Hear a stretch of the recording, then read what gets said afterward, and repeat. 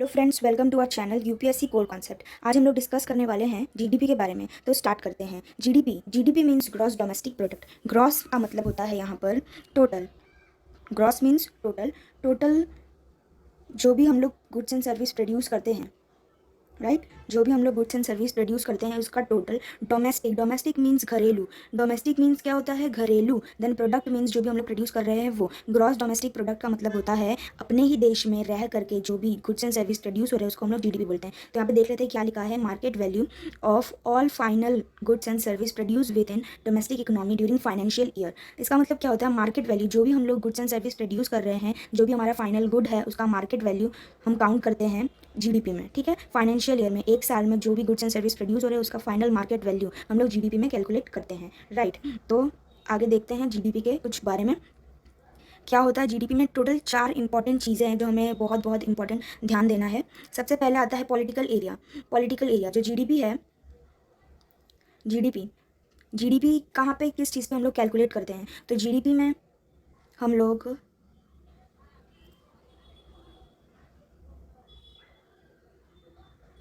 Political area means क्या? जैसे कि इंडिया है तो इंडिया का पॉलिटिकल एरिया सिर्फ हम उसके जोग्राफिकल लोकेशन से नहीं जानेंगे। फॉर एग्जांपल हम लोग इंडिया, जो इंडिया है उसके टेरिटरी में लक्षद्वीप आइलैंड, अंडमान निकोबार, ये सारी चीज़ें आ जाती हैं। तो हम लोग उसको भी कंसीडर करेंगे, सिर्फ इंडिया के जोग्राफिकल लोकेशन को नहीं, उसके पॉलिटिकल, उसकी टेरिटरी कितनी है उसको हमें भी कंसीडर करना है। जैसे चाइना है तो चाइना की जितनी भी टेरिटरी होगी, पॉलिटिकल एरिया की बात हो रही है, टेरिटरी आप समझ रहे हैं, टेरिटरी, ना कि उसके जोग्राफिकल लोकेशन, राइट। जो पॉलिटिकल एरिया होगा वो। Then production of goods and service. Production किसका? गुड्स, जो भी चीज़ें जैसे मोबाइल फोन हो गया, पेन पेंसिल क्लोथ फूड, क्या होता है? Production of goods and service. Service means teaching में, जैसे सर्विस मीन्स आपको कुछ लेके जाने को नहीं मिलेगा कि आपको दे देंगे कुछ चीज़ें और आप लेके जा सकते हैं, ऐसी कुछ चीज़ें नहीं, लेकिन आपको मिल जाएगी वो चीज़ें जो इनविजिबल होती है, इंटेंजिबल होती है। तो जीडीपी में सबसे पहले पॉलिटिकल एक एरिया होना चाहिए, उसमें प्रोडक्शन होना चाहिए गुड्स एंड सर्विस का। Then final cost of product का जो भी फाइनल कॉस्ट होगा उससे कैलकुलेट करते हैं हम लोग जीडीपी में। फॉर एग्जाम्पल मैंने यहाँ पे लिखा हुआ है डेल का लैपटॉप। अब लैपटॉप जो है एक फाइनल प्रोडक्ट है, राइट। हम लोग डायरेक्ट डेल के लैपटॉप का जो प्राइस होगा वही हम लोग यहाँ पे पे करने वाले हैं, ना कि ये कि माइक्रोसॉफ्ट ने की एप्लीकेशंस कितनी है डेल के लैपटॉप में तो पहले उसका प्राइस देंगे, फिर उसके बाद जो भी जितनी भी एप्लीकेशन है, सॉफ्टवेयर है, उसका हम प्राइस नहीं पे करते। डायरेक्ट फाइनल जो हमारा गुड होता है उसका हम लोग प्राइस पे करते हैं। तो इसमें फाइनल जो गुड का प्राइस होता है उसे कैलकुलेट किया जाता है। देन आता है हाउस।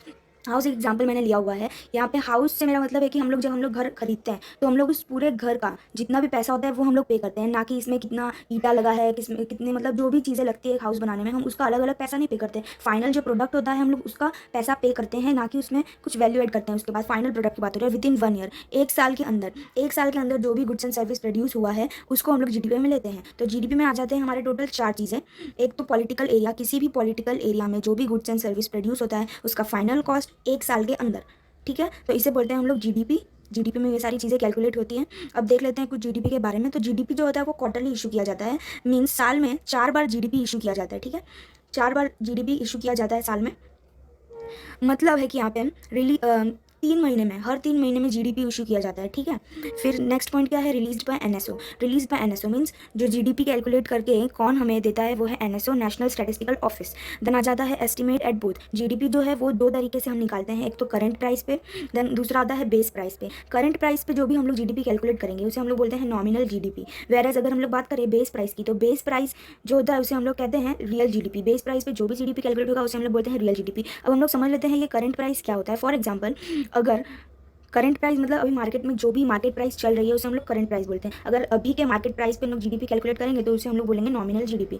बेस प्राइस मीन्स हम लोग ने किसी भी ईयर को, ऐसा कोई ईयर जिस टाइम पे हमारा सब कुछ इंपोर्ट एक्सपोर्ट सब कुछ बैलेंस था, कोई डेफिसिट नहीं था, देश में कोई भी फ्लड वगैरह कुछ नहीं आया था, ठीक है, तो हमारा सब कुछ बैलेंस था, अच्छी एग्रीकल्चर एक्टिविटी अच्छी परफॉर्म की थी। देन जो इंडस्ट्रियल सेक्टर उसने भी अच्छा परफॉर्म किया था। ऐसा कोई ईयर जिसमें हम बहुत ही अच्छे से स्टेबल थे, उस ईयर को हम लोग बेस ईयर एज ए लेते हैं और उस प्राइस से हम लोग कैलकुलेट करते हैं जीडीपी को, उसे बोलते हैं रियल जीडीपी, ठीक है। अब आगे बढ़ते हैं। हम लोग जानते हैं कि रियल जीडीपी और नॉमिनल जीडीपी क्या है। तो जैसे कि आप देख सकते हैं नॉमिनल जीडीपी मैंने आपको बताया है। नॉमिनल जीडीपी करंट प्राइस पे कैलकुलेट होता है हमेशा। नॉमिनल जीडीपी किस पे कैलकुलेट होगा? करंट प्राइस पे, राइट। करंट प्राइस पे कैलकुलेट होगा नॉमिनल जीडीपी हमेशा।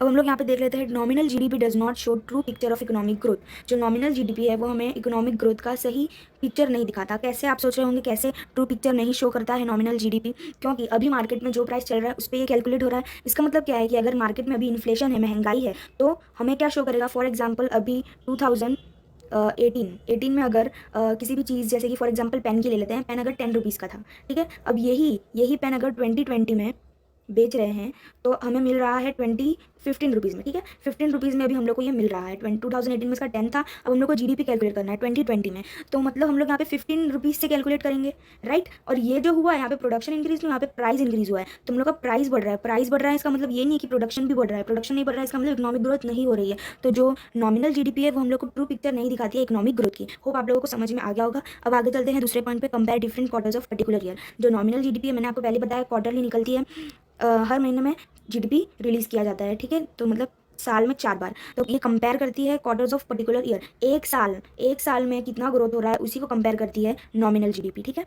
अब देख लेते हैं analysis of financial function. Analysis of financial function is not easy.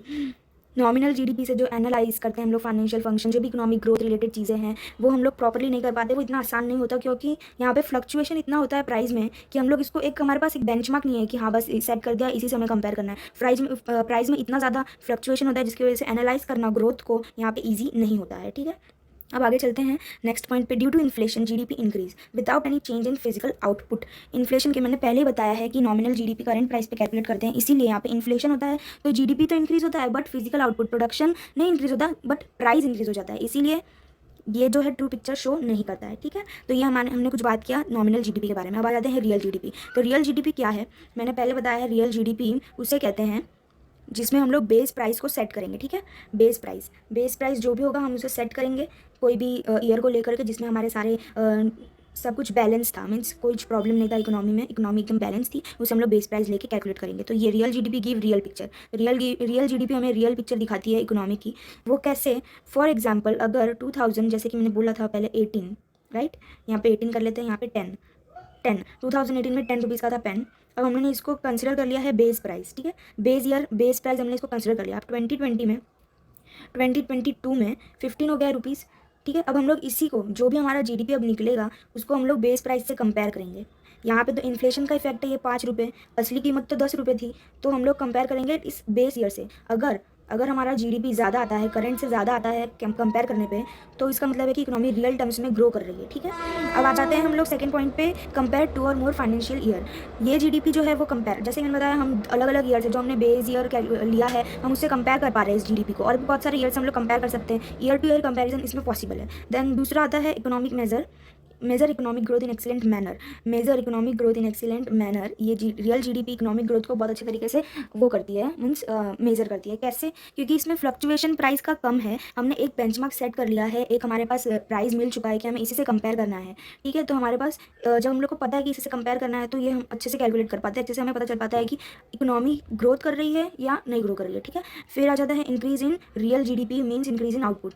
Real GDP, जब भी रियल जीडीपी बढ़ेगा इसका मतलब है कि इंक्रीज होगा आउटपुट में, आउटपुट इंक्रीज हो रहा है, मीन्स कंट्री जो है वो डेवलप कर रही है, इसलिए उसका रियल जीडीपी इंक्रीज हो गया। अगर वही नॉमिनल जीडीपी होता और हम लोग ऐसे सोचते हैं कि नॉमिनल जीडीपी इंक्रीज हुआ, उसका मतलब है कि रियल जीडीपी तो ऐसा नहीं है, ठीक है। तो रियल जीडीपी इंक्रीज होता है तो हम उसे समझते हैं कि इकोनॉमिक में प्रोडक्शन हो रहा है, ज़्यादा डिमांड हो रही है, ज़्यादा से ज़्यादा लोग डेवलप कर पा रहे हैं, इकोनॉमिक ग्रोथ ज़्यादा हो रहा है। तो ये सारी कुछ चीज़ें थी जो हमने जीडीपी के बारे में जाना। सबसे पहले तो जीडीपी क्या होता है, gross domestic product, total domestic product, total जो भी डोमेस्टिक हमारे ही कंट्री में जो भी प्रोडक्शन हुआ है उसे जीडीपी कहते हैं, उसे ही हमें कैलकुलेट करना होता है। इसमें एक साल में, जैसे कि यहाँ पे दिया हुआ है, एक साल